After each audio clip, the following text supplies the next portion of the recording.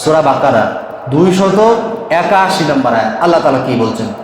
ওয়াত্তাকু ইয়াওমান তুরজাউনা ফীহি ইলাল্লাহ। হে আমার বান্দারা, মুমিন বান্দারা, তোরা শোন, তোমাদের যেদিন তোমরা আমার দিকে, আমি আল্লাহ আমার দিকে ফিরে আসবে, সেদিনের অপমান ও বিপদ থেকে বাঁচো, তোমরা বেঁচে থাকো। যেদিন তোমরা, আল্লাহ তাআলা বলছেন ওয়াত্তাকু ইয়াওমান তুরজাউনা ফীহি ইলাল্লাহ। আল্লাহ তাআলা বলছেন তোমরা তো আমার কাছে ফিরে আসবে, তোমরা আমার কাছে ফিরে আসবে, ফিরে এসে সেই দিনকের অপমান এবং বিপদ থেকে বাঁচো। আমার কথা বুঝতে পারছেন কি বলছে আল্লাহ তাআলা? বলছে তোমরা তো আমার কাছে ফিরে আসবে।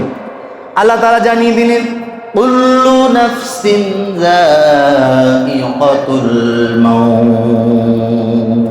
প্রত্যেক ব্যক্তি মৃত্যুর স্বাদ একদিন গ্রহণ করবে। একটু আওয়াজ দিয়ে বলুন, আমরা কি চিরকাল পৃথিবীতে থাকতে পারবো? আমাদের মৃত্যুর স্বাদ গ্রহণ করতে হবে। আর মৃত্যুর স্বাদ যখন আমরা গ্রহণ করব, আল্লাহ রাব্বুল আলামিন জানিয়ে দিলেন মালিকি ইয়াউমিদ্দিন। আল্লাহ তাআলা বলছেন আমি বিচার দিনের মালিক হয়ে বসবো। আচ্ছা বলেন, বিচার দিনের মালিক হয়ে বসবেন, এই ঘোষণাটা দিলেন কে? আল্লাহ। এটা আওয়াজ দিয়ে বলুন কে? আল্লাহ। আল্লাহ। আল্লাহ যখন এই ঘোষণাটা দিলেন, তাহলে নিশ্চয়ই বিচার একটা কাঠগড়ার সিস্টেম চালু হবে, কি ঠিক কিনা? হবে। তাহলে এই বিচার হবে কাদেরকে নিয়ে? আমাদেরকে নিয়ে। কাদেরকে নিয়ে বলেন? গরু, ছাগল, হাঁস, ভেড়া, দুম্বা, এদের কোনো বিচার হবে? জিন এবং মানুষ জাতিদের বিচার হবে। তাহলে আমাদেরকে নিয়ে আল্লাহ তাআলা একটা হাসরের মাঠ কায়েম করবেন, বিচার করবেন।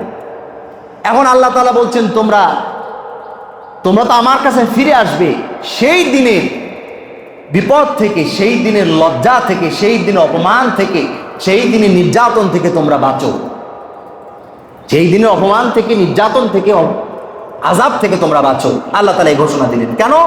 হাসরের মাঠ কায়েম হয়ে যাবে সেই দিন। প্রত্যেকের আল্লাহ তাআলা চুল চেরা বিচার করবে। কোনো ত্রুটি বিচ্যুতি হবে না, কোনো সমস্যা হবে না, একদম সুন্দরভাবে আল্লাহ তাআলা বিচার ফয়সালা করবে।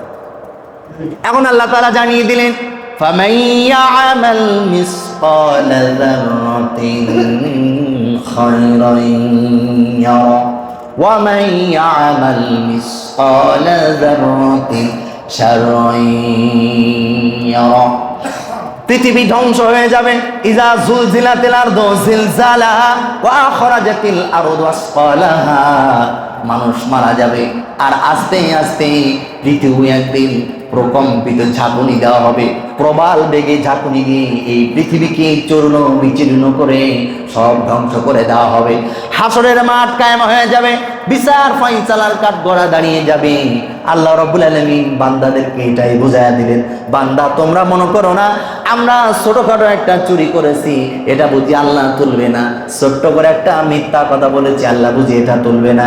তাই বান্দাদেরকে চমৎকার ভাষা আল্লাহ তাআলা জানিয়ে দিলেন ফামান ইয়া'মাল মিসকালা যাররাতিন শাররান ইয়ারা। বান্দা তোমাদের ছোট্ট অনুকণা পরিমাণ ভালো কাজ আমি সেদিন দেখায় দিব। জোরে বলি সুবহানাল্লাহ।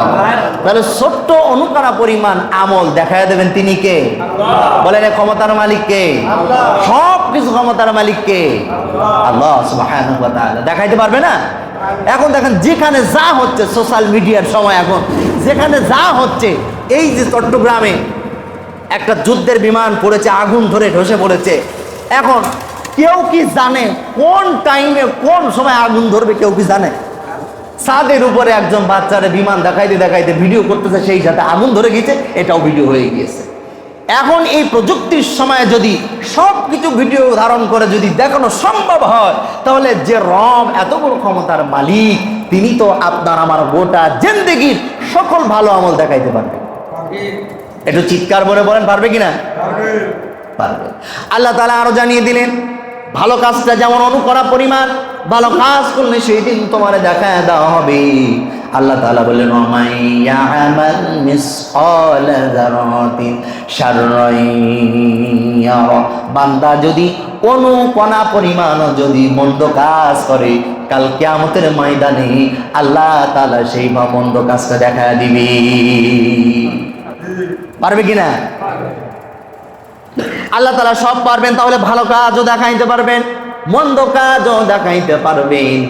ভাই দোস্ত বুজুর্গানে দিন, আল্লাহ এই কারণেই বলছে তোমরা সেই দিনকের বিপদ থেকে বাঁচো, তোমরা সেই দিনকের বিপদ থেকে বাঁচো। কারণ এক মসজিদ ফুল মানুষ ভর্তি রয়েছে, এক মসজিদ ফুল মানুষ ভর্তি।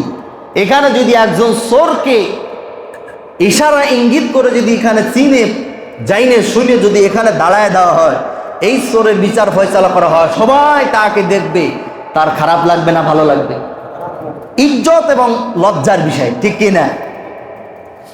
আর কাল কিয়ামতের ময়দানে হাসরের মাঠে অসংখ্য অগণিত নবী এবং রাসূল আর আল্লাহর বান্দা বান্দার উপস্থিত থাকবে। সেই টাইমে যদি আপনারকে আমাকে কাঠ গড়ায় দাঁড়ায় যদি বিচার করে যে তুমি জেনা করেছিলে, ইজ্জতটা বাড়বে না কমবে? ইজ্জতটা কমবে, কমবে কিনা? কমবে। খুবই লজ্জাজনক বিষয়।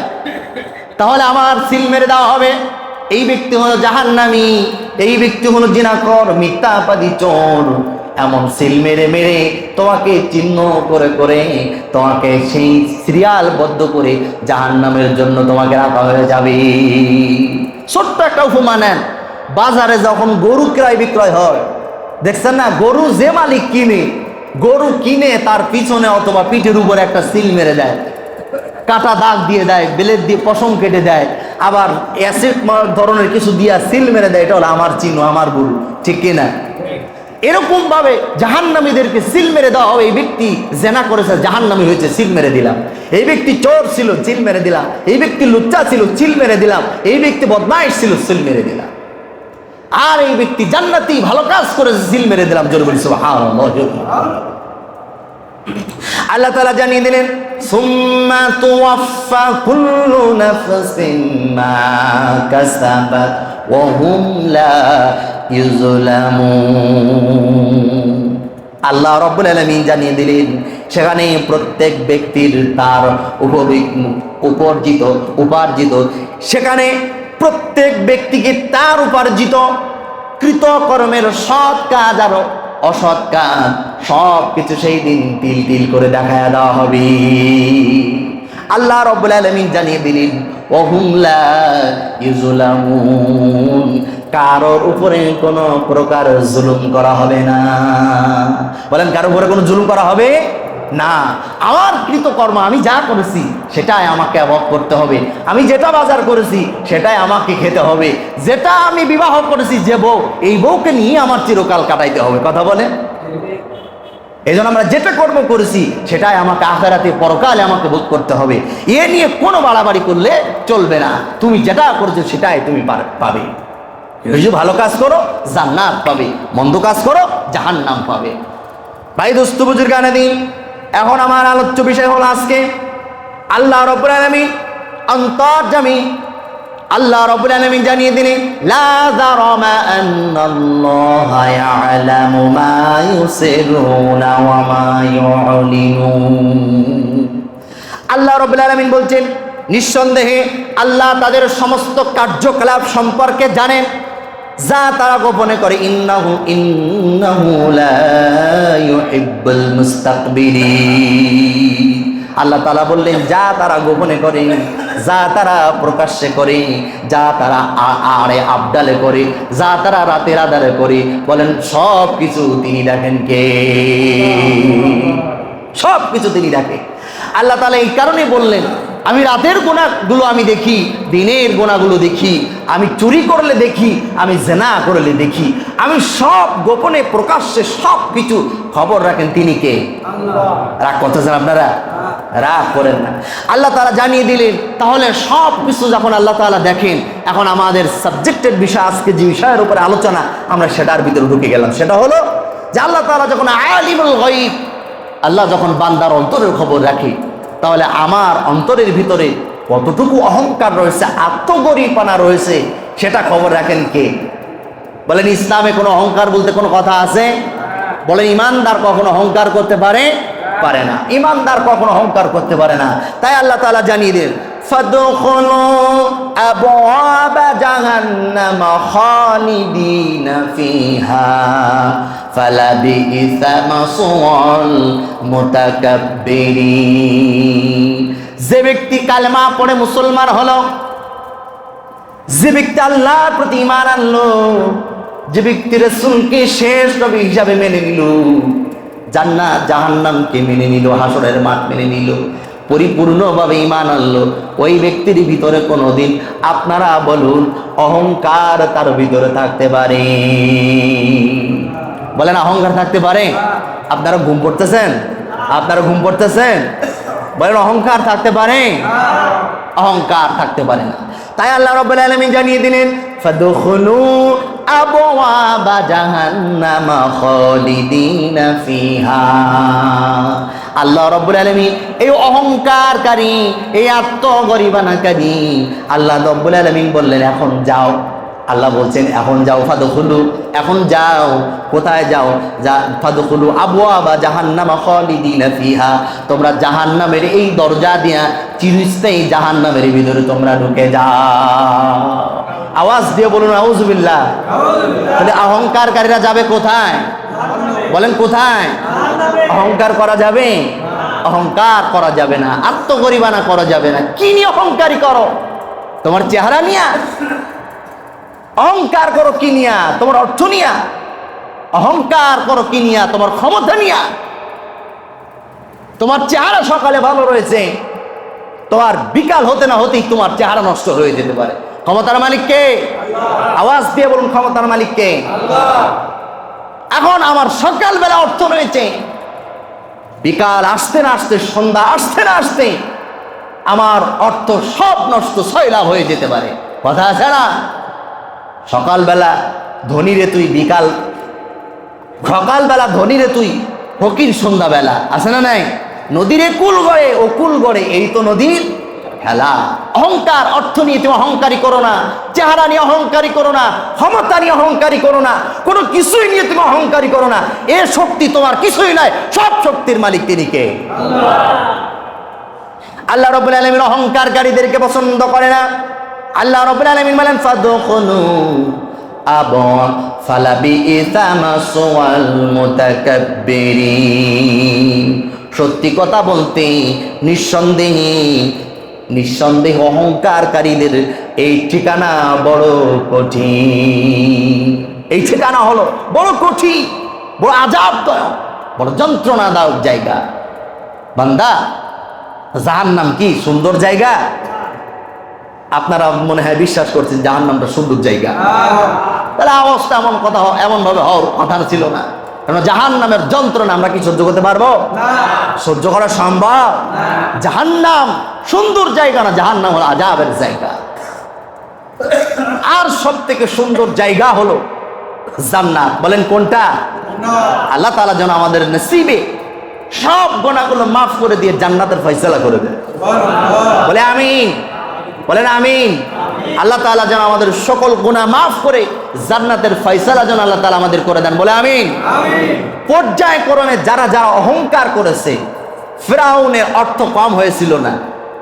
তরমুজ বিক্রি করতে করতে, ব্যবসা করতে করতে ফিরআউনের কোনো অস্তিত্বই ছিল না, পথের ভিখারির মতো ছিল। আল্লাহ তাকে তরমুজের ব্যবসা দিতে দিতে এমন বানাইলেন, সে নিজেই বলল আমি রব হতে চাই। কথা বলেন। অহংকার করার কারণে তার অবস্থা কি হয়েছে? এমন পরিণত গজবের লানতে রেখেছে, তোর মাটিতেও খাবে না, আর তুই ইতিহাসের বুকে চিরকাল জমিনের উপরে মানুষের জন্য একদম চিড়িয়াখানায় থাকার মতো অবস্থা তোর বানায় দেব। বাস্তবতা আছে না নাই? বাস্তবতা আছে না নাই? অহংকার করেছিল নমরুদ। বলেন অহংকার করার কারণে নমরুদের অবস্থা কি করছিল? জুতা পিটা করে তারা তাড়াইছিল। কথা বলেন। অহংকার করেছিল আবু জেহেল্লা, আবু লাহাব, উতবা, সাইবা। বলেন এরা কি কেউ বাঁচতে পারছে? কেউ বাঁচতে পারে নাই। অহংকার ঠিক অনুরূপ ভাবে করছিল ইবলিস, শয়তান। আল্লাহ বলেন ইবলিস যা, ফেরেশতা তুই যা, আদমকে সিজদা কর। ইবলিস বললেন, কি বললেন? যে আমি একজন ফেরেশতা হইয়া ওই মাটির স্তম্ভকে আমি সেজদা করবো, এটা আমার দ্বারা কখনো সম্ভব না। বলেন এটা অহংকার আসলো কিনা? আল্লাহ বলছে তুমি সেজদা করো, আর সে বলছে আমি মাটির স্তম্ভকে, মাটির মানুষকে আমি সেজদা করতে রাজি নাই।